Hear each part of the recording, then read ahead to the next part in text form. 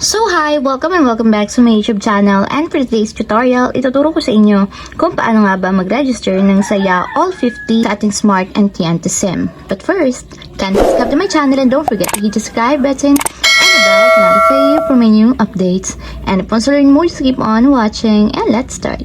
So ayan guys, for today's video mula sa ating mobile device, pumunta lang tayo sa dial ng ating phone. And then dito guys, ito-dial lang natin is *123 number sign or hashtag and then call.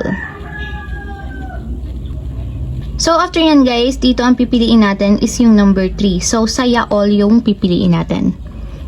So type natin is number 3 and then tap send. So dito guys, may magpapapalit na option. So piliin nyo lang dito yung number 1. So nakalagay is 3 gigabytes for 3 days, 50 pesos only. So ito type lang natin is number 1 para masubscribe natin yung saya ALL50. And then, pagka-type ng 1, tap natin yung send. And ayan guys, kapag daw nag-register tayo ng saya ALL50, makakakuha tayo ng unli TikTok plus 3 gigabytes na data plus unli text. And now, meron pa siyang kasamang unli calls for 3 days. So, napakasulit na niya guys.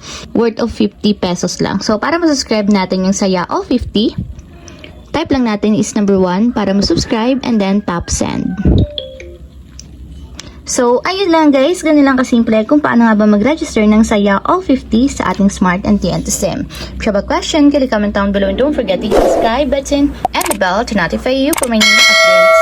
And thank you for watching!